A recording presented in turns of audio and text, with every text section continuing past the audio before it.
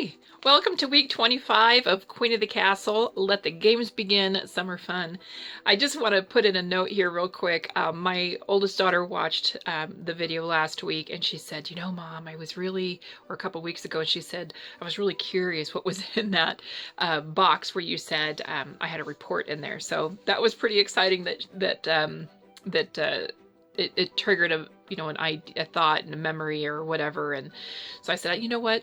I really need to just go through those boxes and scan what I really, really want and then hand the boxes over to you so that you can decide what you want to do with those. But now she's a mom and she's expecting her second. It's just kind of a fun thing. So to see how we collect things differently. She's an amazing mommy, and I'm super proud of her. Well, in this week's lesson, Let the Games Begin, Summer Fun, is talking about all the different things you can do. And she tells a story about a trip that she went with her family. And when I was growing up, I'm the middle of 5 kids, and my parents did not have a lot of money, but they always did their best to make sure that we had an amazing summer. If we weren't working, we had an opportunity to go to summer school, which was actually pretty fun. I loved school, so it didn't bother me one bit. And then we would often drive to Arizona. Now we live in Oregon.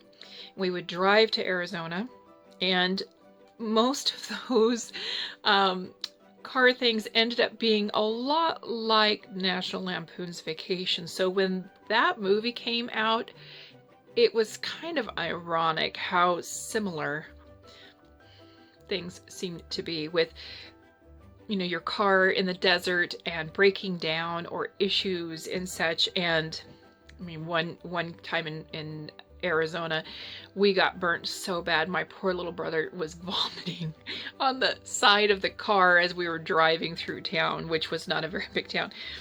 But it was just a fun, crazy time with family. And if you can tell, I'm kind of not a heat person, but one that we did with our kids, we had an opportunity to go to Disneyland, and we weren't in much of a hurry, and the airline had overbooked. And since we only had like a 3-day pass, it was not a big deal for us to fly in the next day to Disneyland. So they asked anyone if they would give up their seats, that you would get free round trip tickets to anywhere this airline flew. And at that time, my brother and his wife and son were living in Alaska, and I wanted to visit Alaska. It was always a dream of mine. And so this airline flew to Alaska, so well, why not? So they put us up in a hotel and gave us food vouchers for the night, and the next day got us on the airplane, and we got to Disneyland and had a lovely time. And then later that summer, we were able to spend 2 full weeks in Alaska with my brother and his wife and my nephew, and had a lovely time. The weather there was fantastic. A breath of fresh air compared to Arizona when I was a kid. So some of the things that we would do with our kids, there are so many fantastic ideas on the internet today that you can find. And there was a magazine, and she mentions it in her book, called Family Fun. And when we could afford it, I would subscribe to this magazine. Now everything's online, like I said, and there were some fun ideas in there that we would use.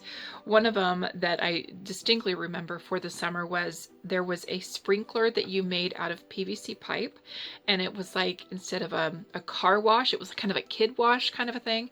And we had that thing for years. In fact, I think it's still assembled and in the backyard. We've had a hard time, taking it down because we had such good memories with it. And another time we did this for a few years, we edged out an area like a square, just the perimeter of that square. And then we planted sunflowers, like mammoth sunflowers. And when they grew, you kind of tied them together and it created this little fort. And it was such a cool spot, like temperature wise. And it was just kind of the secret spot where our kids would play.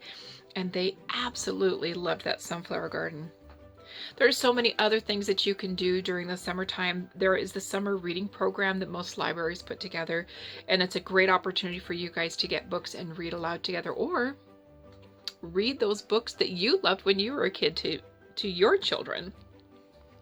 Really wants to put items in a photo album, this might be a great opportunity to catch up on those photo albums. And honestly, I love when I have input from others, so it's not just my take on what that day held or what that picture showed, it's fun to get the stories from your children or your husband and get that input in that photo album as well. So that's kind of a neat idea. Well, there's so many opportunities out there. I would love to hear. Please put something in the comments. What are some of the fun things that you plan on doing with your family this summer? We are throwing in a move. So we will be moving from this house, which we've been in for 18 years, and moving to a place that's only about 10 minutes from here. I'm very excited. My children are older, but two of the kids really only remember this house. We've been here for 18 years of their life. And so there's going to be some interesting feelings and emotions to be worked through. But right now we're all pretty excited and about the new place and what it has to offer for us and for a ministry. Next week, I want to talk to you a little bit about chore time, training the children, and this is something my daughter's really good at. I love watching her with her daughter and how her daughter desires, at 18 months old, she has desired to help and do things with mommy, and that's pretty common with children, and to see her embrace that and get her involved in laundry or dishes or whatever it is she's interested in. Her patience astounds me, and I'm hoping that she will join me in next week's recording a little bit to maybe share a little bit of her insight. So have a wonderful week, and I will see you next week. In the meantime, happy Father's Day to the dads in your lives, and I hope you guys have a fantastic Sunday. Blessings to you.